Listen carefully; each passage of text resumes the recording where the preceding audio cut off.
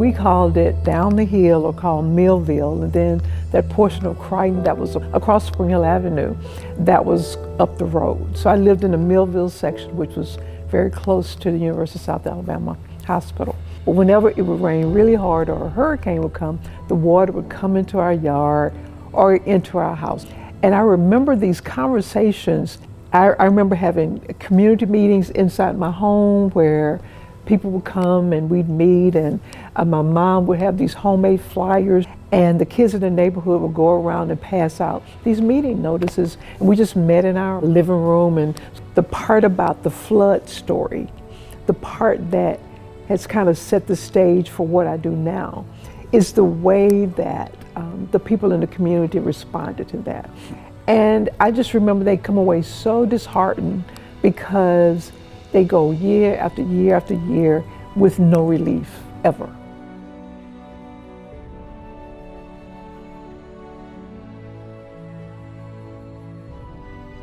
I came straight back. I think my graduation was on a Sunday, and then loaded up my car that Sunday evening. That Monday morning I got on the road, came back here. I started practicing with a small firm. We were a small operation. We did pretty much whatever came in the door, but we also did police brutality cases, and I was just a young lawyer out there just trying to make a living. You know, one of the things that was clear was that there were, some decisions that was going to take a legal remedy to resolve, but for most, it was going to be a political solution. And so while we were building a law practice, we were also building what I can only call a political movement. In 1980, we got our first county commissioner. In 1985, we got our first members of the city council. So all of that was working toward those solutions. I was working in people's campaigns, helping people get elected, and had pretty much moved on from any idea that I might ever run myself.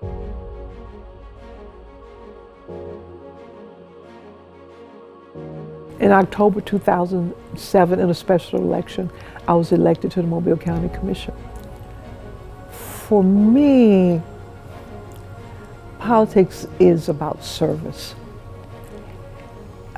If I were in a position where basically I was a figurehead where I couldn't make any real meaningful difference immediate difference in the lives of people, I wouldn't want to be here.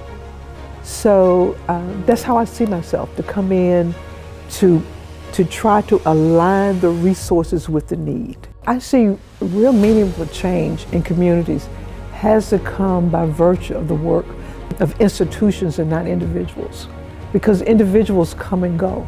And so when I see an institution like the University of South Alabama that's reaching out in the community, trying to be community focused, I want to be a partner with that.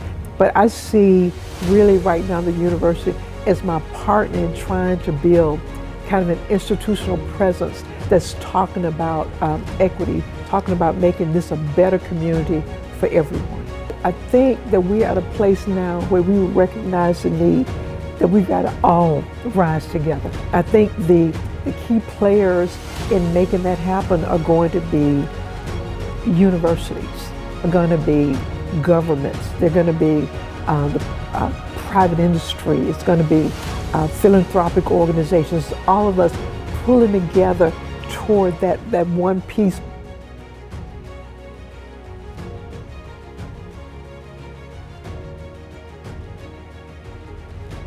I'll be perfectly honest, what I do is not for, that kind of recognition. That's kind of how I see it. I just do what I do.